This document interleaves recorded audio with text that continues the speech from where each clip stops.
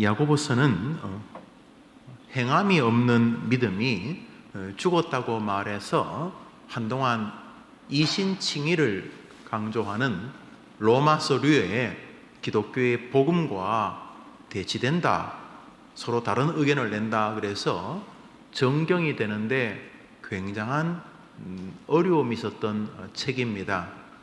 야고보서가 아무리 봐도 기독교의 이신칭의, 오직 의인은 믿음으로 말미암아 하나님이 주시는 구원의 은혜로 값없는 선물이신 예수 그리스도의 보배로운 피로 인하여 구원을 얻는 것이지, 착한 일을 한다고 구원을 얻는 것은 아니고, 우리의 착한 행실을 통해 다른 사람들에게 복음을 증거할 수 있는 것처럼 말하면 좋다.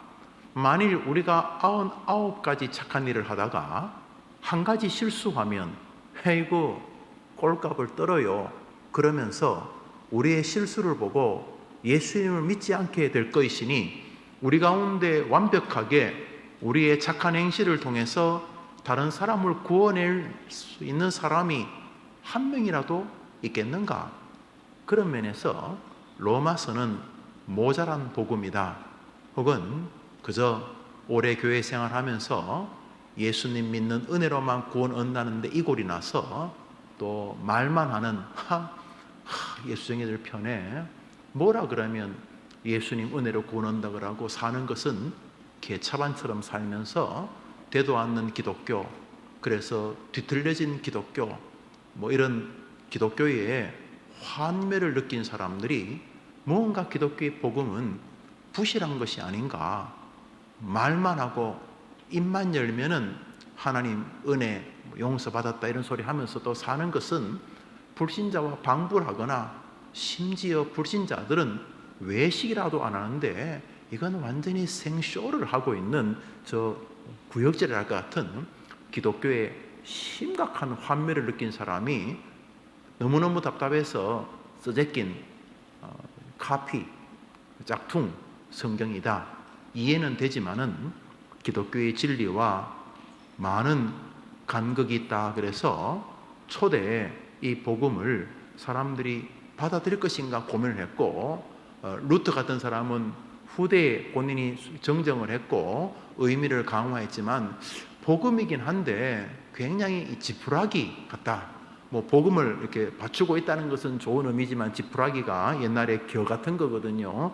요즘이야 플라스틱이나 스티로폴에 사과를 놓지만 옛날에는 그런 게 없으니까 결을 놓고 그 위에 사과를 놓고 또 사과 위에 결을 두툼하게 뿌리고 또 사과를 해서 사과들끼리 부딪혀서 상하지 않도록 하는 그런 복음을 받추는 지푸라기 같다. 그렇지만 복음의 국물이 튄 거는 맞지만 엑기스라고 보기는 좀 그렇다, 이렇게까지 설명을 하기도 했었어요. 훗날 로마서와 마찬가지로 이 야고보서는 굉장히 탁월한 기독교의 복음이 담겨 있다, 이렇게 정정을 했음에도 불구하고 처음 읽으면은 마치 행동하는 기독교를 변호하는 것 같기도 하고, 이신칭의로 대표되어지는 기독교의 그 부실함을 채우는 마치 2% 부족한 기독교의 진리를 설명하는 것처럼 이렇게 보여지고도 지기도 하는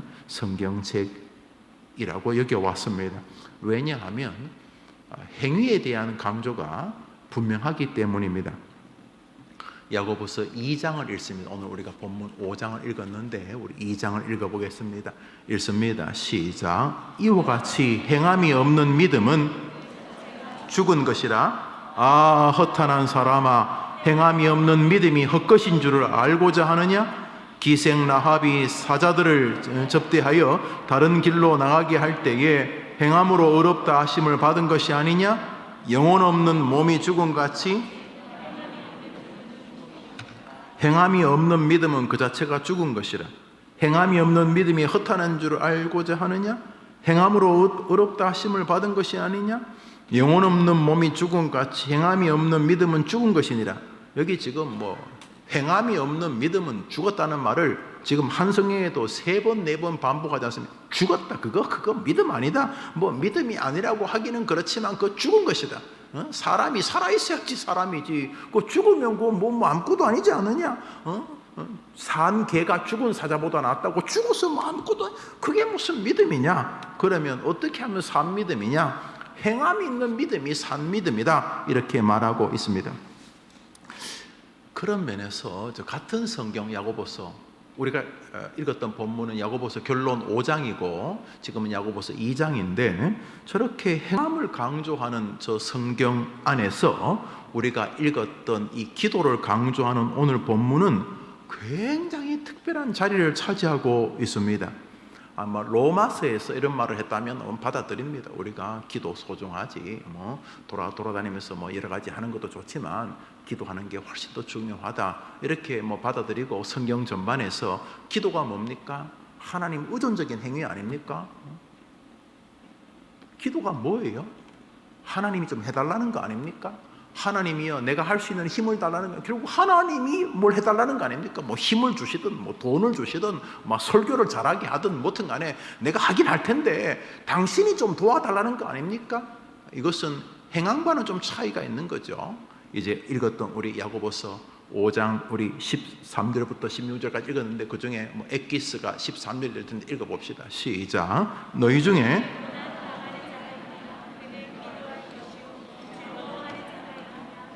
저 본문을 가만히 보십시오. 저것을 우리가 읽었던 야고보서 2장 버전으로 돌리면 너희 중에 고난당하는 자가 있느냐? 그걸 극복하기 위해서 더 열심히 행동해라. 고난이 원인이 뭔지 파악하고, 돈 때문에 고난이 일어나면 지금부터 아르바이트를 1개, 2개, 3개 더 하고 잠을 줄이고 열심히 행동해라. 이렇게 말해야 2장하고 맥이 연결되지 않습니다. 너희 중에 고난당하는 자가 있느냐? 그렇다면은 형이상학적인 뭐 믿음, 은혜 이런 거, 기도 이런 거 할 게 아니라 네가 고난의 문제가 무엇인지를 확고히 점검하고 그 고난의 문제를 뚫기 위해서 달려들어라, 이렇게 말해야 된다는 겁니다. 아니, 바울이 저렇게 말하면 우리가 다 받아들여요. 그런데 야고보서가 저렇게 말하면 우리가 뭐 저 구절이 너무 유명한 구절이니까, 저 엘리야도 우리와 같은 피지컬한 육체를 가졌는데 성정이 같은데 엘리야가 기도하니까 하나님이 들어주셨다, 그러므로 너희도 기도해라, 뭐 그런 내용 아닙니까? 우리 읽었던 본문이다. 기도에 관한 이야기인데 이것이 야고보서 마지막 장에 있다는 것이 오늘 우리가 기도할 설교의 제목이고 함께 간구할 제목이라는 것입니다. 너희 중에 고난당하는 자가 있느냐? 저는 행동할 것이요, 행위가 없는 믿음은 죽은 것이니까 너희 중에 고난당하는 자리냐? 괜히 기도한다고 그러지 말고, 오직 하나님 도와달라 그런 소리 하지 말고 나가서 고난을 극복하기 위하여 행동해라. 고난이 그 사람하고 붙었어, 뭐 두드려 패든지 뭐 어떻게 하든지 그 문제를 처리해라. 돈 문제라면 가서 돈 벌려고 몸부림치고 열심히 노력해라. 그게 행동하는 신앙 아니냐? 그래야 될 텐데 너희 중에 고난당하는 자가 있느냐? 저는 기도할 것이요. 이 뭐야 이게? 지금 2장에서는 행동하라면서 행동하라면서 행위가 없는 믿음은 죽었다면서. 그리고 고난이 뭐가 있을 것도 아니고, 고난이 오면 뭐 그게 병이든 간에 뭐 관계든지 간에 뭐 돈이든지 간에 자식 고난이 오면 그 문제를 붙잡고 해결하기 위해서, 자식 문제면 그놈 붙잡아 놓고 계속 두드려 패고 뭐 어쨌든 그 사람 그 아이 놓고 여태까지 할 수 있는 행동을 다 하라고. 자식 때문에 고난이 오는데 기도를 왜 해? 행동으로 해야지, 행동으로. 이렇게 말하면 야고보서의 주제와 같은데 5장에 와서 야고보가 뭐라고 하냐 하면 너희 중에 고난당하는 자가 있느냐? 저는 기도할 것이요 라고 말하고 있다는 것입니다. 야고보 같으면 고난을 극복하기 위하여 몸을 움직여라, 행동해라, 사람을 쫓아다녀라, 너의 시간을 관리해라, 움직여라. 그래야 될 것인데 그는 오늘 우리 보고 너희 중에 고난당하는 자가 있느냐? 저는 기도할 것이요 라고 말한다는 것입니다. 즐거워하는 자가 있느냐? 저는 찬송이 곡조 있는 기도라는 측면에서 같은 의미인데 즐거움과 고난의 차이점은 일부분 있으니 오늘은 고난에 대해서 잠시 설교하려고 합니다. 기도 제목이죠. 저는 이 본문을 설교하는 것을 굉장히 즐거워합니다. 왜냐하면 그것은 내가 계속 들어야 될 메시지이기 때문입니다. 목사도 설교를 듣잖아요. 물론 내가 설교하니까 착각에 빠질 수는 있지만, 그러나 설교라는 게 뭐 김영호가 하는 건 아니잖아요. 김영호가 하는 건 맞지만 하나님이 김영호를 통해서 하는 건, 여러분은 서서 앉아서 듣고 나는 지금 서서 듣는 것 정도이죠. 그렇죠. 뭐 제가 하는 설교가 뭐 제가 완벽하게 지킬 수 있는 게 있나요? 그러나 나도 듣고 있는 거죠. 오늘 우리는 야고보라고 하는 이 사람을 통해서 우리에게 이것을 성경으로 주신 하나님을 인정한다면 우리는 2장과 5장이 같다고 밖에는 설명할 수가 없는 것입니다. 그래서 오늘 우리는 야고보가 기도를 액션으로 보고 있다는 사실을 생각하게 되는 것입니다. 기도를 행동으로 보고 있다는 사실입니다. 기도가 무능력한 사람들이 이도저도 안 되니까 교회당에 나와서 비는 허접한 어떠한 스피리추얼한 행위, 그것도 나약한 태도가 아니라 굉장히 강렬한 액션이라는 사실을 알 수가 있습니다. 오늘 설교 제목을 한번 읽어보도록 하겠습니다. 오늘 설교 제목입니다. 설교 제목 읽읍시다. 시작. 기도. 여러분 해봅시다. 기도. 내가 기도하면 여러분 뒤에 해야지 죽이 맞지. 기도. 기도. 가만히 있으면 안 되는 것입니다.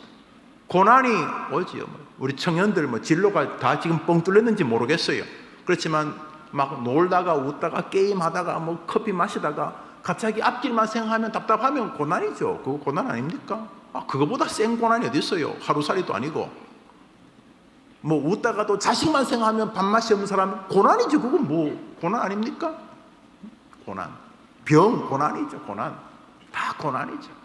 너희 중에 고난당하는 자가 있느냐? 액션을 취하라. 이렇게 말합니다. 행함이 없는 믿음은 죽음이다. 고난 속에서 기도라고 하는 행함을 하지 않는 믿음은 죽은 믿음이다. 이 말인 것입니다. 이보다 더 명백하게 제게 이 야고보서를 설명하실 분이 계십니까?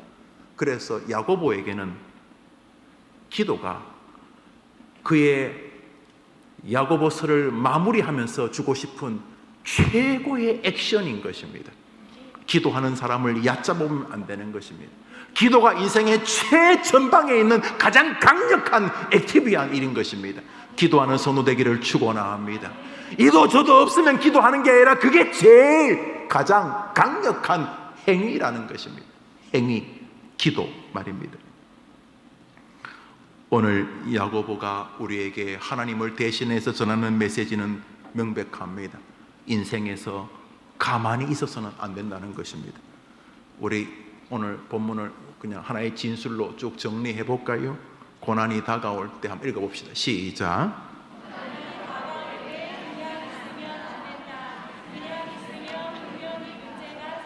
분명히를 강조해서 한번 읽어봅시다. 시작. 고난이 다가올 때 그냥 있으면 안 된다. 그냥 있으면 분명히 문제가 안 생기는데도 고난이 있느냐 기도하라고 하는 것은 우스운 거지요. 아니 아무렇지도 않는데, 천국 가는데 아무런 문제 없는데, 오늘과 내일을 연결하는 믿음의 삶으로 살아가는데 아무런 문제가 없는데도 너희 중에 고난당하는 자가 있냐 기도할 것, 이건 주님이 우리에게 허튼 짓을 한 것이죠. 말이 안 됩니다. 그런 면에서 고난의 시절에 기도로 지나가지 않는 것은 불순종일 뿐만 아니라 하나님께서 보실 때에 반드시 문제가 생기는 길이라는 것을 우리에게 말하고 있습니다. 오늘이 아니라 다음 주에 설교하겠습니다만 다음 주 설교 주제도 같은 것이죠. 우리 같이 읽어봅시다. 기쁨이 시작.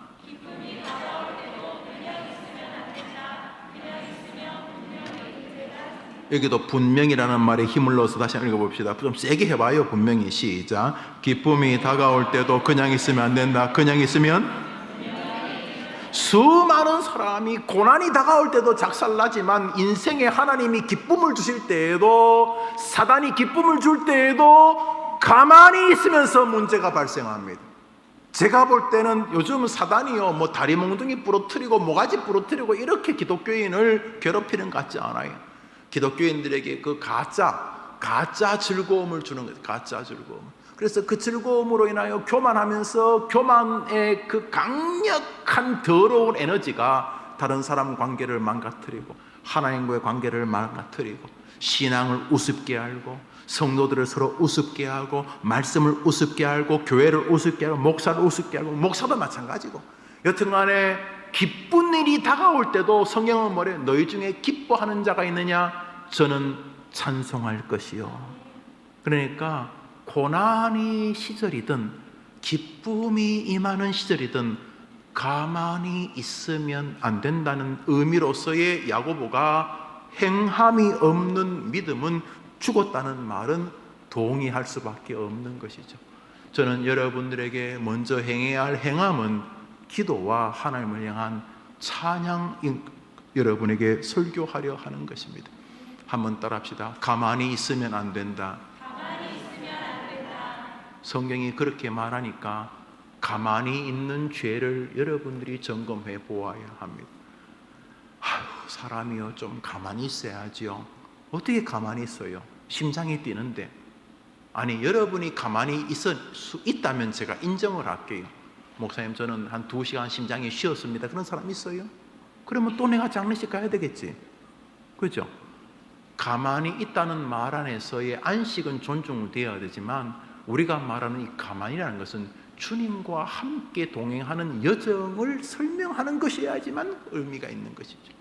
모쪼록 하나님 앞에서 하나님 앞에 자신을 점검하는 기도나 하나님을 찬양하는 찬미에서 벗어나서 말 그대로 이상한 종교가 말하는 무미, 무상, 무치의 인생에서 마치 아무것도 안 하는 존재로서의 안식을 기대하는 것은 사단의 장난감이 되는 것입니다. 오늘도 하나님 앞에 기도하지 않고 가만히 있어서 얼마나 많은 문제가 발생되어집니까? 가만히 있었지나요? 사단이 안에서 우리의 온갖 이성과 정신을 혼미시켜야 하려고 하지 않습니까? 기쁨이 왔을 때도 가만히 있는 사람 얼마나 많습니까? 기쁨이 왔을 때 가만히 있으면 반드시 교만과 사람을 향한 무시와 다른 사람을 비아냥거리는 또 온전치 못한 자기 자랑에 휩싸일 가능성이 거의 100%인 것입니다. 가만히 있지 않는 영성, 우리는 그것을 이 시간 생각하려 하는 것입니다. 그런 면에서 가만히 있는 믿음을 죄라고 말하는 야고보는 진지한 것이라고 보아야 합니다. 먼저 고난이 다가왔을 때 우리는 그 고난을 대처해야 한다는 사실을 오늘 본문에서 보게 됩니다. 한번 따라할까요? 너희 중에 고난당하는 자가 있느냐? 그는 기도할 것이요. 이제 고난은 다양한 종류로 다가옵니다. 우선 죄로 인한 고난이 있습니다. 그렇죠? 아담과 하와 같은 죄지요? 예, 그들이 이끈 죄요. 히스기야가 교만을 떨다가 하나님 앞에 징계를 받지요? 예, 죄입니다. 사울도 하나님이 하지 말라는 일을 했지요? 죄입니다. 베드로가 주님을 부인했지요? 죄입니다. 사울이 스데반 집사님을 돌로 쳐 죽였지요? 죄입니다. 마가가 전도하다가 겁이 나서 도망가렸죠? 죄 맞습니다. 우리는 세상을 살면서 죄악으로 인하는 고난이 다가올 수 있음을 인정해야 합니다. 그런 죄들은 우리의 영혼을 좀먹고 믿음 생활에서 우리를 자꾸 떠나가게 합니다. 작은 양심의 가책에서 큰 양심의 가책이 이르기까지 죄는 우리에게 하나님과 멀어지게 만드는 고난이 다가옵니다. 비록 그걸 고난이라고 인정하지 않아도 죄로 인한 고난이 다가옵니다. 세상에서도 죄는 대가를 치르지 않습니까? 감옥에서 혹은 곤장을 맞거나 또 다른 페널티를 받거나 혹은 죽임을 당하지 않습니까? 우리 하나님 앞에서는 반드시 죄로 인한 고난이 존재합니다. 그때 어떡하라고요? 너희 중에 고난당하는 자가 있느냐? 뭐 하라고요? 저는 뭐 하라고요? 기도할 것이요. 기도하고 죄질한 뜻이 아니겠죠? 고난이 다가왔을 때 하나님에게 도움을 구하고 죄를 회개하라는 의미가 되겠죠? 여튼간에 죄로 인한 고난이 우리에게 고난으로 다가올 수 있다는 사실을 부정할 수 없습니다. 사단으로부터 인한 고난도 있습니다. 욥 같은 사람이 대표적입니다. 사단이 욥을 괴롭히지 않습니까? 바울도 마찬가지입니다. 자기 안에는 주님을 사랑하는 의로운 마음이 있지만 자기 안에는 죄를 사랑하는 사단이 주는 악한 마음도 있다. 오호라 나는 곤고한 사람이라 라고 로마서 7장에서 말하지 않습니까? 사도 바울 같은 하나님이 쓰시는 사람도 하나님이 사랑하는 성령이 그를 붙잡기도 하고 사단도 그를 붙잡는다. 우리가는 말할 것도 없지 않겠습니까? 우는 사자처럼, 한번 따라합시다. 우는 사자처럼 두루다니며 삼킬 자를 찾는 마귀. 베드로가 베드로전서 5장에서 말했지 않습니까? 아니 우리나 여러분이나 김용우가 뭐 대단한 인간이라고 사단이 어이구 무서워라 하고 우리를 그냥 통과하겠습니까? 그러므로 사단이 우리에게 줄 고난이 존재한다는 것을 인정해야만 하는 것입니다. 꽤 셉니다. 욥 보십시오. 가정을 작살내고 육신의 질병을 주지 않습니까? 여러분들은 하나님 믿으니까 사단이 여러분들은 비켜간다고요. 욥은 하나님이 특별히 사랑하는 사람이었습니다. 그런 면에서 사단으로부터는 고난이 있을 수 있습니다. 이것은 죄 때문일 수도 있고 물론 동감이 잘 안 되는, 도대체 아침에 아빠 엄마 학교 다녀오겠습니다. 그래서 부모가 오랜만에 휴가인데 아이가 굳이 학교를 가야 된다 그래서 오전만 갔다 오도록 그렇게 했는데 교통사고 났다 칩시다. 여러분 누가 잘못한? 아무도 잘못한 게 없어요. 누가 그 잘못했어요? 그걸 누가 잘못했다고 말하겠어요? 설명할 수 없는 고난이 있어요. 우리는 물론 마귀도 하나님 통제 아래 있다는 것을 믿지만은 마귀가 했다고 밖에는 설명이 안 되는 거죠. 물론 그 또한 합력의 선을 이룬 것을 믿지만은 그거는 종교적으로 교리적으로 그런 것이고 지금은 도저히 동감이 안 되는.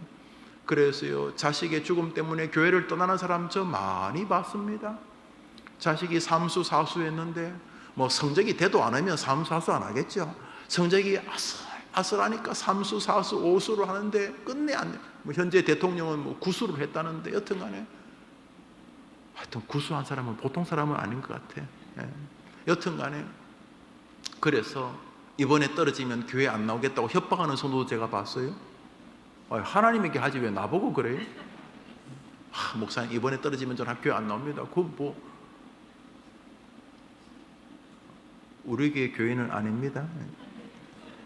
여튼간 제가 부목사 시절에 들었던 이야기인데 우습기도 하고 그래서 제가 올바르지 않습니다 딱 했더니 저를 째려보더라고요.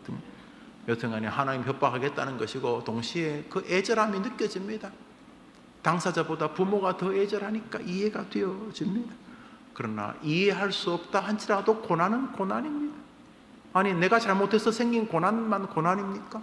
아니 내가 잘못 생긴 고난은 고난 아닙니까? 내가 악한 마음을 품다가 잘못돼서 그 고난 아닙니까? 고난이지. 또 내가 왜 내가 이러지? 그 고난이 있어. 고난. 나야 늘 병원에 신방 다니는 사람이지 내가 다른 사람에게 병원에 누워서 신방을 받을 줄 내 꿈에나 생각했겠는가? 살다 보면 이해하기 어려운 고난이 있을 수 있습니다. 그러나 어느 쪽이든 인생에 다가오는 고난은 가만히 둬야 될 주제는 아니라는 것입니다. 행동하셔야 합니다. 가장 강력한 행동이 기도라고 믿으면 하면 아멘 해보십시오. 그래서 오늘 야고보서의 표현을 빌리면 고난이 왔는데도 기도하는 행동이 없는 사람은 믿음이 죽은 것이다 이런 뜻입니다. 믿으시면 아멘 해보십시오. 그러니까 기도하고 싶은 마음이 생기면 기도하고 그건 마음이 생기고 안 생기고와 상관이 없는 것임을 알 수가 있습니다. 또 반대로 어떤 고난은 눈앞에 보입니다. 그리고 고난의 진행 방향을 따라 보면은 이번에 이 고난이 내 땅의 삶에서 굉장히 심각한 상황을 죽음까지 나를 이끌 수 있겠구나 하는 고난이 있습니다. 성경에 나오는 우리의 선배들에게서 다가왔던 고난이 그런 것들입니다. 다니엘의 불문불 앞에서의 고난. 아니 다니엘이 아무리 목욕을 좋아해도 튀김이 되는 건 아니잖아요. 그렇게 좋아하는 사람 없어요. 그렇죠? 사자의 밥이 되는 거 아니에요. 그러나 다니엘은 사자밥이, 그의 세 친구 하나냐 아사랴 미사엘이 세 친구는 튀김이 될 금방, 이건 고난입니다. 이건 심각한 고난입니다. 우리 집안은 다른 종교를 믿는 것을 용납할 수 없다. 우리 집은 대대로 민족 종교를 섬긴다. 너가 예수를 믿는다면 너는 오늘부터 내 딸 아니다. 너가 오늘부터 예수를 믿는다면 너는 우리 집 며느리 아니다. 자, 이렇게 되었을 때 이제 그래도 어머님, 저는 예수님 믿어야만 살 수 있습니다. 저는 주일날 교회 가야 됩니다. 라고 하면 불본듯이 다가올 고난이 확연해집니다. 그때 성경은 고난을 회피하라고 말하지 않고 너희 중에 고난당하는 자가 있느냐? 저는 기도할 것이요 라고 말하면서 그 고난에서 끝까지 이길 수 있는 길이 기도의 행위라고 말하고 있는 것입니다. 다가오는 고난을 피하라고 말하지 않고 기도하라고 말씀하고 있다는 것입니다. 그런 면에서 고난은 우리에게 하나님께로 다시 우리를 돌리는 유익성이 있다는 것을 알 수가 있습니다. 꽤 많은 사람들이 고난 때문에 하나님을 다시 만납니다. 고난 때문에 이 껍데기, 그저 모태신앙, 아버지가 목사님, 집사님 이런 친구들이 고난을 통해서 그 신앙의 한 살이 됩니다. 한 살. 저는 그런 친구들이 죽어서 지옥 간다 생각하지 않습니다. 그의 신앙이 체화되고 회심의 단계가 없었다 치더라도 나는 하나님의 은혜가 있을 거라고 믿어요.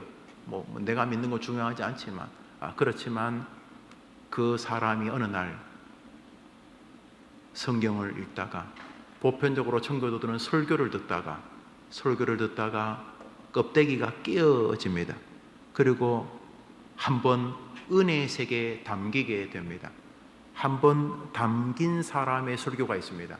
신학생들도 한번 은혜의 세계에 한번 담긴 장로가 있고 집사가 있고 권사가 있습니다.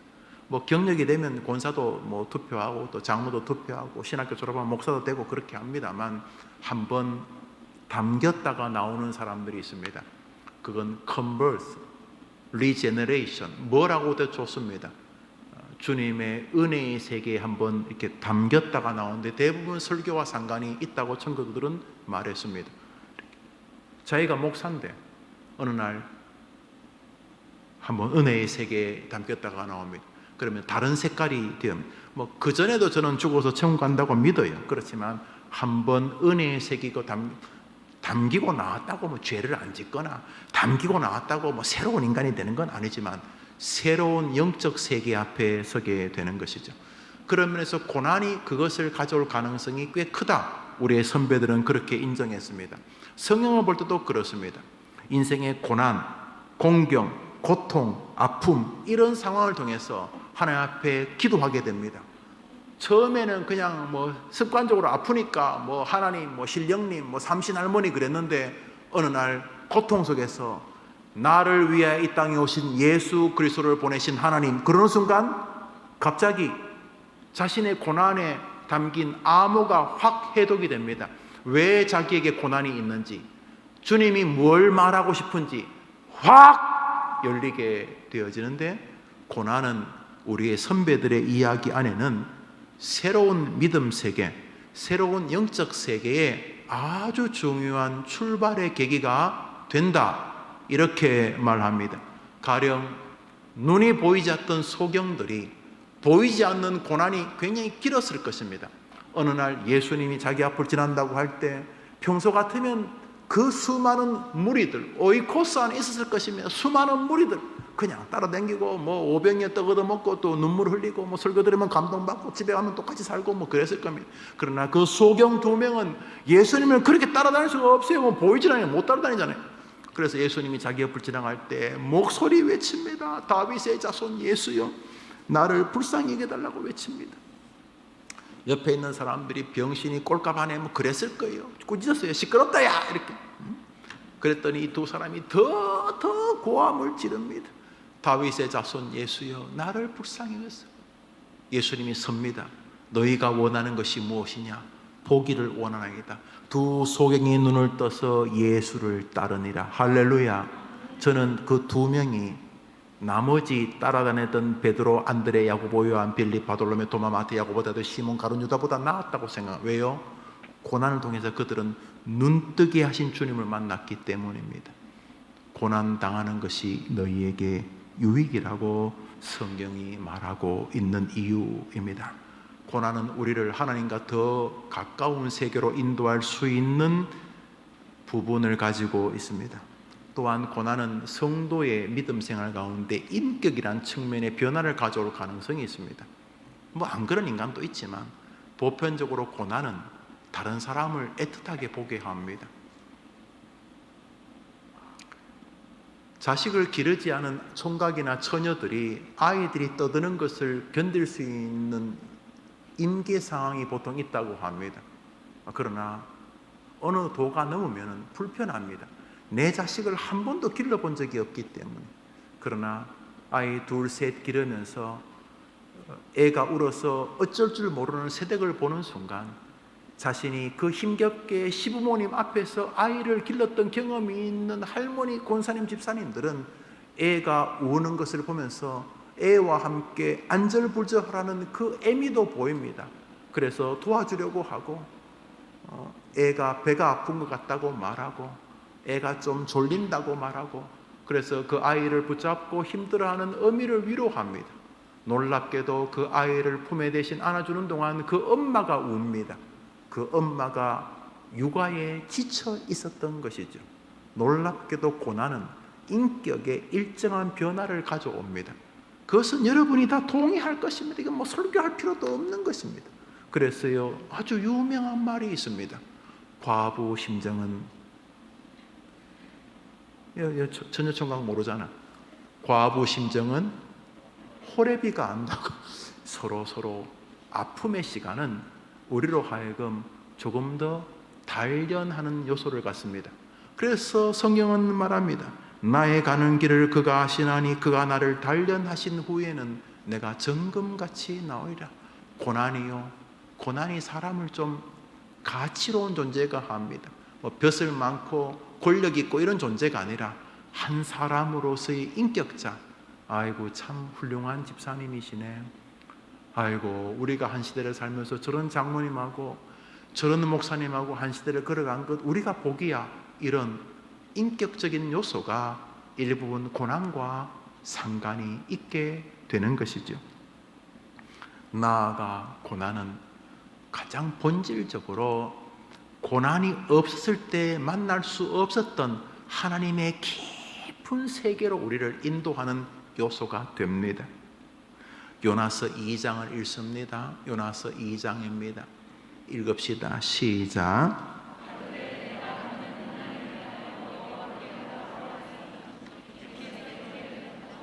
내가 수월의 뱃속에서 부르짖어 쌌더니 요나서가 등장하게 된 계기가 저 구절입니다. 한번 따라해 볼까요? 내가 받는 고난을 인하여. 여러분 뒷구절 읽어보세요.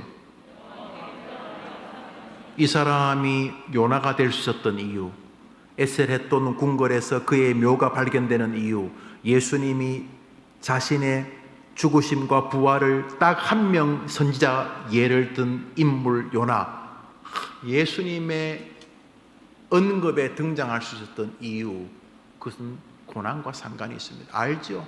저 고난은 스스로가 만든 것입니다. 자기가 주님의 말씀을 불순종해서 받은 고난입니다. 그래서 저 고난은 그렇게 자랑스러운 고난이 아닙니다. 하나님께서 니느웨로 가라니까 환락의 도시 다시스로 내뺀 것입니다. 지가 벌인 일입니다. 스스로 자기가 만든 고난입니다. 그럼에도 불구하고 내가 고난을 인하여 여호와께 기도하였더니 하나님이 역사해 주셨나이다. 그러므로 고난은 요나로 하여금 하나님의 더 깊은 은혜의 세계로 그를 인도하는 선생 중에 하나였던 것을 보게 됩니다. 그러나 공통점이 있습니다. 고난이 왔을 때 가만히 있으면 생고생만 하는 것입니다. 왜요? 고난은 1절로 끝나는 법이 없습니다. 고난은 반드시 2절이 있어야지만 노래가 됩니다. 1절이 뭡니까? 너희 중에 고난당하는 자가 있느냐? 2절이 뭡니까? 따라합시다. 저는 기도할 것이요. 해림교회가 고난 중에 행동, 액션, 기도라고 하는 가장 멋진 행위자 되기를 주님의 이름으로 축복합니다. 그래서 고난이 오면은 기도하는 것은 본능적이에요. 본능적으로. 그리고 고난의 조짐 있잖아요. 꼭 정면으로 맞아야 고난입니까? 그냥 빗방울 한 방울 떨어지면 비 오겠다 아는 것처럼 고난의 분위기가 불면은 본인 스스로를 이 기도 모드로 싹 바꿔야 돼요. 특히 청년들. 여러분 살면서 이렇게 뭔가 이렇게 고난의 그림자가 저 위에서 딱 저게 손바닥만한데 느낌이, 그러면 여러분은 기도의 모드로 딱 돌아서야 됩니다. 게임기 내려놓고 핸드폰 내려놓고 기도의 모드로. 왜요? 너희 중에 고난당하는 자가 있느냐? 저는 기도할 것이요. 행함이 없는 믿음은 죽은 믿음이라. 여러분이 가장 강력한 행위가 기도라고 믿게 되기를 축복합니다. 여러분 인생 너무 염려 안 하셔도 돼요. 머리 쥐뜯고 밤새도록 염려한다고 여러분 길이 열리는 게 아니에요. 그러나 하나님께 의지하면 길이 열릴 줄 믿음 한번 아멘 해보세요. 아멘. 사랑하는 여러분, 그런 면에서 고난은 하나님의 놀라운 뜻이 있는 세계라는 것을 우리가 보게 됩니다. 비록 그것이 나의 잘못으로 벌어졌던, 내가 도무지 이해할 수 없는 일로 벌어졌던 간에 한번 따라합시다. 고난에는 뜻이 있다. 결국 고난은 우리를 기도의 장으로 부르는 하나님의 손길인 것입니다. 고난은 우리를 기도의 장으로 부르는 하나님의 손길이라고 믿으면 아멘 해보십시오. 그런데 가룟 유다는 기도 안 하고 목매 죽었습니다. 그 어설픈 양심의 가책, 그거 별것 없는 것이죠. 여러분 저를 보면서 느끼는 게 뭡니까? 착하게 사는 거 좋은데 제가 인간을 조금씩 30년 목회하니까 느낄 수 있어요. 30년 목회하면서 인간에 대한 이해가, 글쎄요, 인간은요 그냥 사랑할 대상이에요. 인간은 고맙죠. 이렇게 목사를 배려해주면 너무 고맙죠. 그러나 믿음의 대상은 아니에요. 많은 신앙인들이 사람을 사랑의 대상에서 믿음의 대상으로 바꾸는 순간 작살이 나는 거예요. 멋진 찬송이 있죠. 한번 불러볼까요? 믿으리 해봐요. 믿으리 아주 많도다. 해봅시다. 시작. 믿으리 아주 많도다. 이걸 또 따라해요. 이단들이네. 여러분 해봐요. 믿으리. 시작.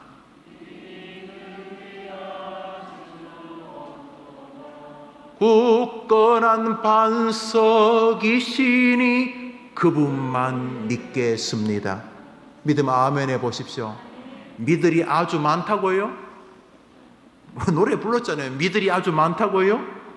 믿으리 아주 없도다. 예수님만이 믿을 뿐인 줄 믿으면 아멘 해보십시오. 그게 뭐예요? 예수님만 믿겠다는 게 뭐예요? 기도입니다. 왜요? 하나님 아버지, 이 모든 고난을 해결해 주시옵소서. 누구 이름으로 기도합니까? 예수님 이름으로 기도. 누구만 믿겠다는 것입니까? 예수님만 믿겠다는 것입니다. 결국 고난은 우리를 기도라고 하는 액티비한 세계로 부르시는 하나님의 손길인 것입니다. 시편 81편을 읽습니다. 시작. 내가 고난 중에 내가 너를 건졌고 내 성의 은근한 곳에서 내게 응답하며. 셀라. 이거 이야 진짜다 이런 뜻입니다. 우리 주님 말합니다. 너가 고난 중에 빠진 거 내가 다 보고 있었는데 너가 고난 중에 뭐하였음에 부르짖음에 내가 너를 건졌고. 너가 고난 중에 뭐 할 때에 내가 너를 건졌다고요? 그러므로 여러분이 성경을 바꾸려고 하지 마시고 여러분이 성경에서 예외로 여러분을 대하기도 원하지 마십시오. 서양은 말이죠. 대부분이 안 그런 사람도 있겠습니다만 법을 안 지키면 손해가 온다는 생각이 굉장히 강합니다.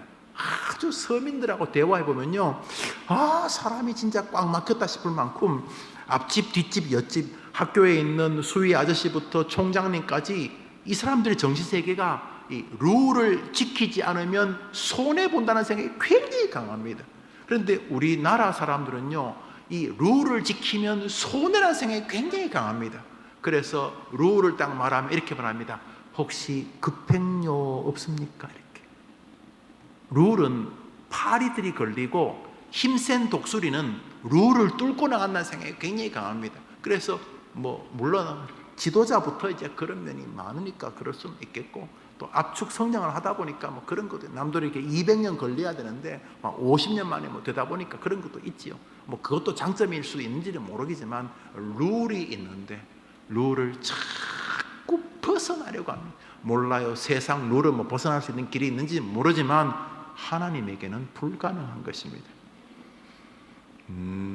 너가 고난 중에 부르짖음에 내가 야고보서에 말했잖아.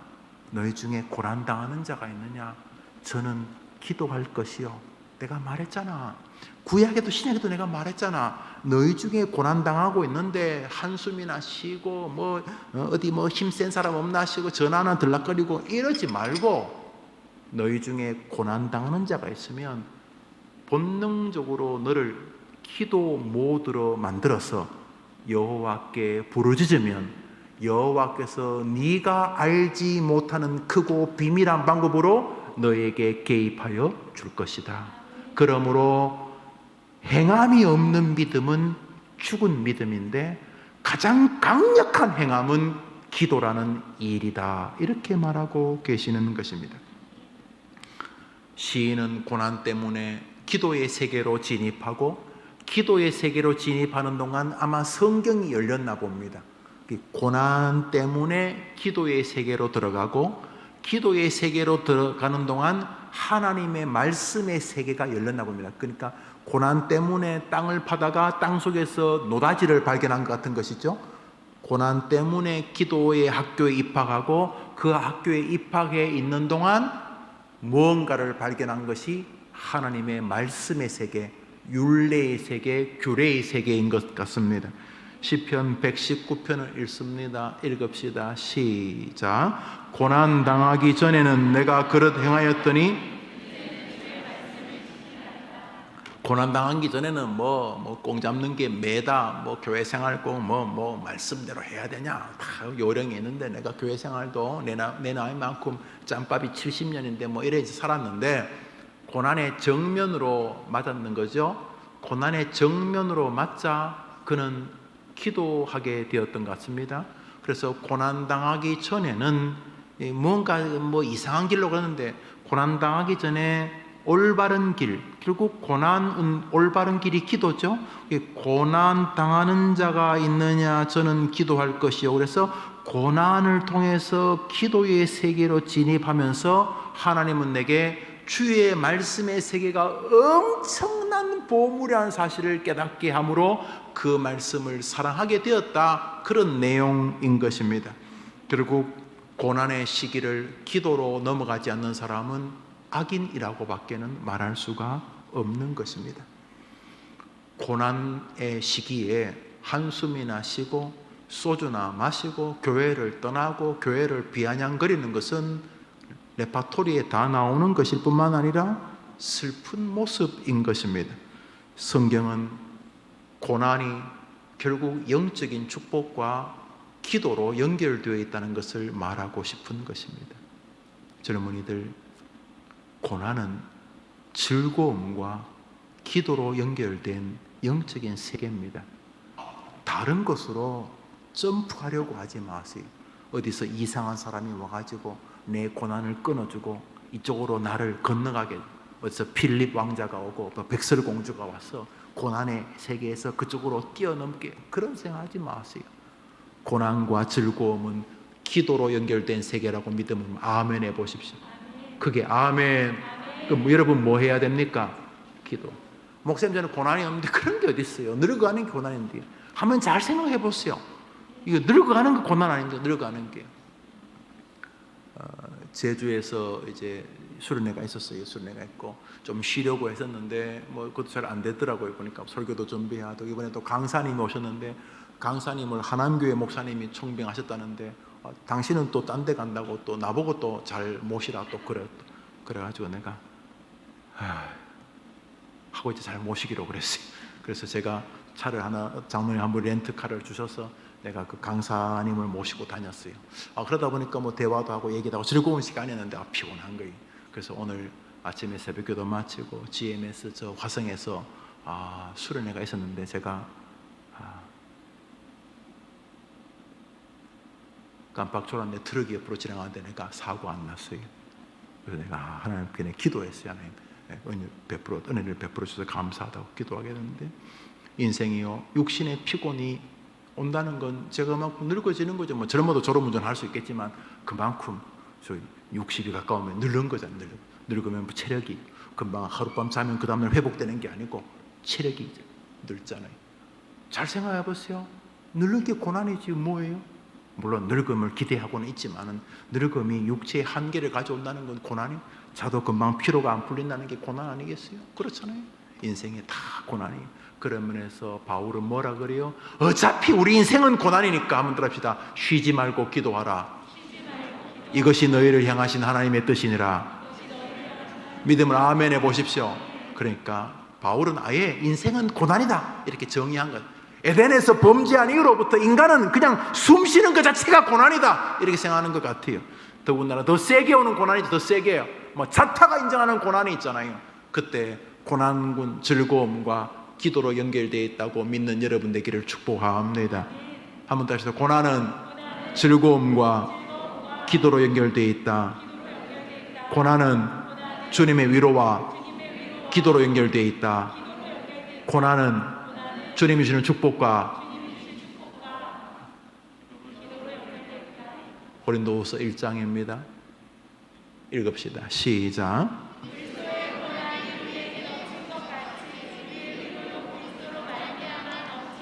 왜? 뭐 하니까? 기도하니까. 그리스도의 고난이 넘쳤는데 내가 기도하니까 그리스도의 위로도 고난 때문에 넘치게 되었도다. 기도하니까. 기도가 뭐예요? 그리스도의 이름으로 구하는 거잖아요. 고난이 내게 넘친 것처럼 위로도 넘치는데 기도는 이 일을 가능하게 하는 힘이었다는 것이 오늘 우리에게 주시는 진리인 것입니다. 베드로가 말합니다. 베드로 전서 5장입니다. 시작. 모든 은혜의 하나님 곧 그리스도 안에서 너희를 부르사 자기의 영원한 영광에 들어가시니가 잠깐 고난을 받는 너희를 친히 온전케 하시며 굳게 하시며 강하게 하시며. 고난은요 기간이 있어요. 고난이 기간. 얼만큼 기간이 있어요? 잠깐이. 야, 이게 위로가 되잖아요. 한번 더 합시다. 이 고난 더 지나간다. 여러분 해봐요. 시작.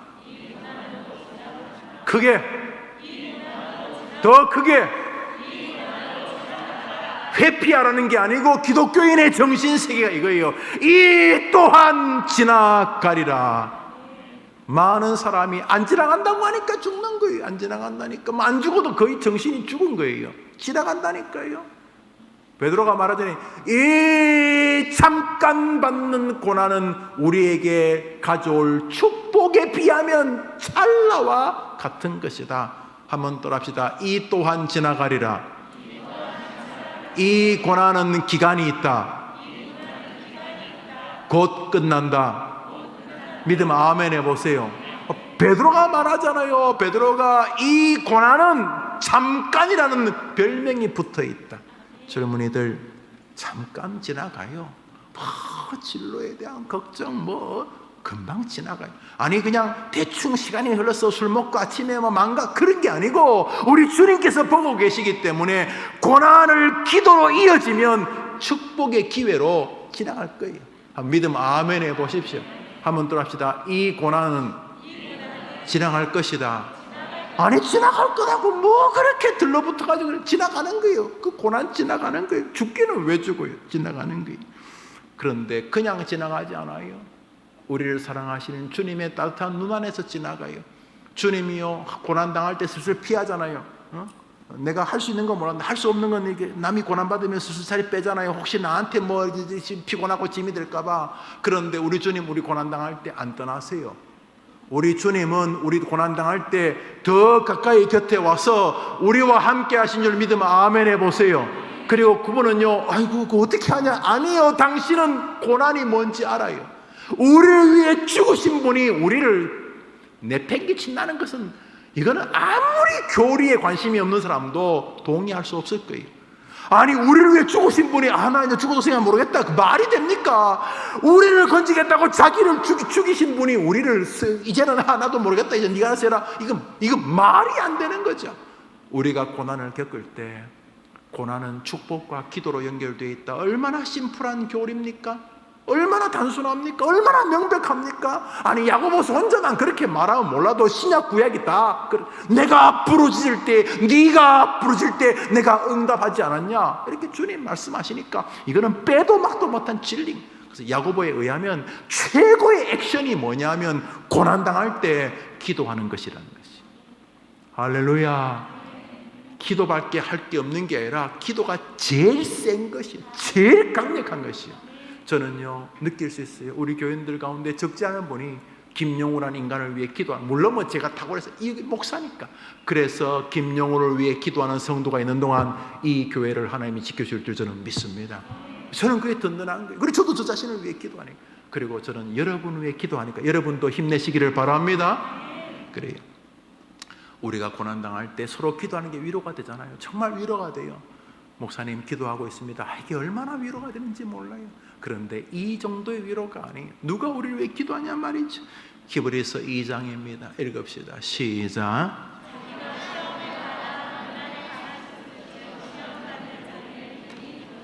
그러니까 자기가 시험을 받아 고난을 당하셨기 때문에 시험을 받아 고난을 당한 자들을 뭐 한다고요?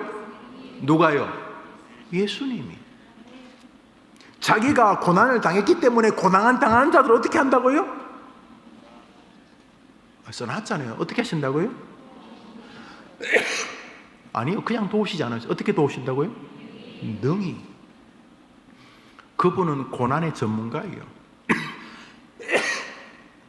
그가 고난을 당하셨다, 시험을 겪었어, 고난을 당하셨기 때문에, 물론 그분은 시험을 겪어도 죄를 짓지 않았죠. 그렇지만 우리는 안 그렇잖아요. 시험을 겪어보면 금방 입 튀어나오고 낙심하고 원망하고 뭐 짜증내고 그러잖아요. 우리 뭐 그 나물의 그 법 아니에요. 그런데 주님 뭐라 그래요? 자기가 시험을 당하여 고난을 당하셨는데, 아이고 이거 맵구나, 이거 자식이 이게 날 배신하네, 이거 정말 안타깝다. 내가 사랑했던 나사로, 마르다, 마리아, 나사로, 그 세 남매가 생활도 어렵고, 마리아는 아마 몸을 파는 여인 같은데 이 아이들이 그래도 나를 사랑하고 내가 늘 이렇게 베다니 쪽으로 오면 늘 날 이렇게 딸린 사람도 많은데, 아이고 예수님 어서 오세요. 오늘은 12명 말고 좀 더 있다. 아이고 괜찮아요. 뭐 숟가락 좀 몇 개 더 넣으면 되죠. 그러면서 자기를 섬겼던 마르다, 마리아, 거기 나사로, 평소도 몸이 좀 약했지만 나사로가 죽었어요. 죽은 지 나흘 만에 나사로 무덤 시신 앞에 딱 나와서 예수님 우셨어요. 주님이 나사로 무덤 앞에 우셔. 물론 부활할 것은 아셨지만, 나사로에 나오라고 해서 나 부활했지만 주님 우셨어요. 주님이 우셨어요. 그래요. 뭐 심심해서 울었겠어요. 나사로의 죽음, 그 죽음 때문에 고통스러워할 마르다, 마리아에 대한 애틋함 아니시겠어요? 주님 우셨어요. 주님 인간 알아요. 주님 배고픈 거 아시고요, 피곤하면요 자야 되는 것도 아세요. 주님도 줄이시잖아요. 주님도 배고프시. 주님이 바늘로 찔러도 피 한 방울 안 나오는 그런 분 아니, 인간이, 우리 주님 인간이. 주님이 예루살렘 성 앞에서 크게 에다 크루센 크게 막 어깨를 들썩거리며 우셨어요. 거의 웃었어요. 왜냐하면 예루살렘이 70년 뒤에 로마의 장군 티토스한테 완전히, 그때 100만 명이 죽거든. 100만 명이. 거의 예루살렘이 그냥 피로, 사람이 돼지 100만 마리 죽여도 이스라엘 사람 100만 명을 죽였어요. 히틀러는 600만 명도 죽였습니다. 100만 명이 죽이는 게 눈에 보이는 거예요. 예루살렘아 너만이라도 하나님과의 평화에 대해서 알았더라면, 저기 사마리아가 모르고 뭐 이탈리아가 모르고 로마가 모르고 그런 이해된다. 그러나 너 예루살렘아 예루살렘아 너는 하나님과의 샬롬을 알아야 되는 것 아니냐 하면서 주님이 예루살렘 성의 멸망을 보시고 우셨어요. 예수님이 심심해 우는 거예요. 우리처럼 눈물을 흘리셨어요. 예수님도 이 땅에서 완벽한 인간이, 여기 완벽하다는 게 뭐 천사 같다는 뜻이 아니라 우리와 똑같이 완벽하다. 우리의 이 피지컬한 바디를 입으셨다는 거예요. 주님은 우리와 똑같은 육신이 있었어요. 주님은 고난을 알아요. 배신의 고난을 알고요. 주님이 한 말 중에 무서운 말 있잖아요. 유다야, 너는 나지 않았으면 좋을 뻔했다. 이거 뭐 가장 강력한 저주 아닙니까? 그렇지만 그 저주가 뭐 비아냥이 아니라 정말 가슴이 아픈 거. 여러분, 배신당하는 거 얼마나 마음 아파요? 배신당하는 거. 배신당하는 거. 그죠? 배신이 아프잖아요. 그죠? 목회하다 보면 배신당하고 그런 거 아프잖아요. 여러분도 안 아파요? 아프잖아요. 배신당하는.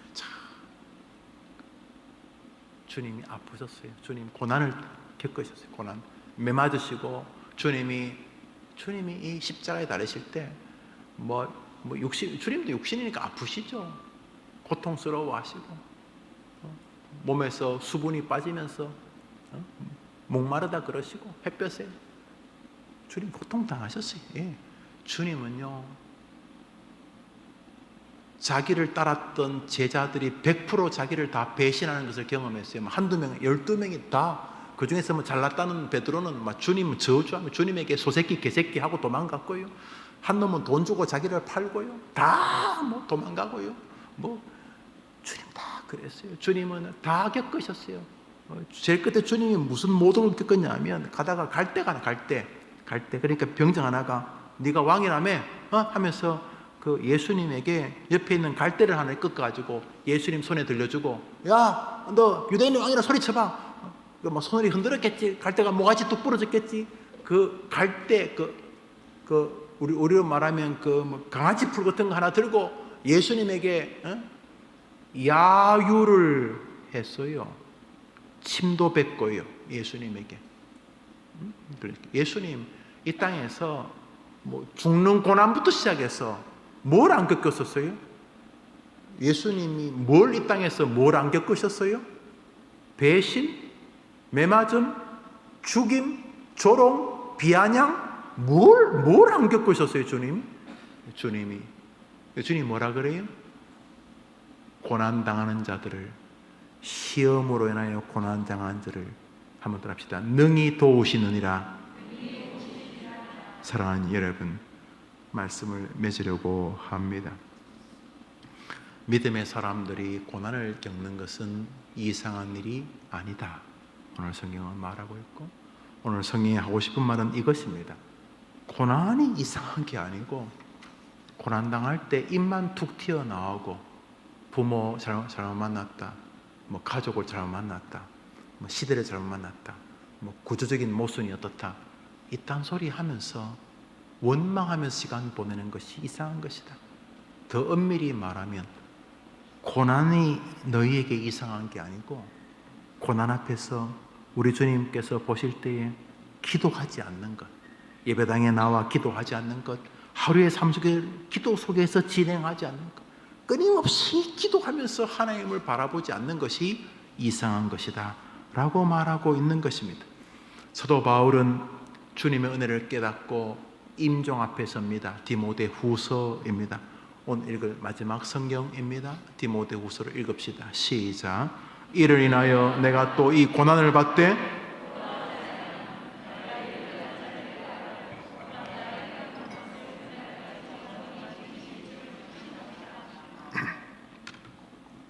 내가 고난을 받는데, 디모데후서는 유서입니다. 마지막 성경이에요. 내가 고난을 받는데 나는 이제 더 이상 고난 때문에 부끄러워하지, 고난 때문에 과도하게 이제 죽었다, 이제 이러지 않는다는 거예요. 왜냐하면 내가 살아가면서 내가 의뢰하는 예수님이 어떤 분인지를 내가 알게 되었기 때문이다. 그 어떤 분인데, 한 번 더 합시다. 그분은 나를 세상 끝날까지 지키시는 분이시다. 어떻게? 어떻게? 능히 지키시는 분이시다. 조금 부족하게 한 2%, 내가 98%까지는 도와줄게, 2% 네가 해라가 아니라 내가 고난을 겪으면서 깨닫게 된 게 있다. 디모데야, 그런 뉴스에서 말합니다. 나는 고난이 과도하게 나를 침체하지 않게 되게 되었다. 어떻게? 내가 의지하는 분을 내가 알게 되었기 때문이다. 누구지요? 예수 그리스도. 그분은 나를, 주님이 계획하시는 그날, 정확히는 모르지만 주님이 가장 멋지게 나를 인도하실 그날까지 주님의 시간표 안에서 나를 탁월하고 완전하고 뛰어나고 감격스럽게, 한번 더 합시다. 능히 지키실 줄을 확신하기 때문이다. 여러분에게 그런 은혜가 있게 되기를 바랍니다. 설교를 맺으면서 한번 따라합시다. 끝나지 않은 것이다. 고난이 전부가 아니다. 이 고난 또한 지나간다. 이 고난 속에서 주님은 나를 떠나신 적이 없다. 이 고난 때문에 나의 주님과 나는 더 가까워질 것이다. 이 고난이 어떻게 전개되든 나의 예수님은 나를 능히 지키실 것이다. 이게 바울의 말입니다. 그게 유언입니다.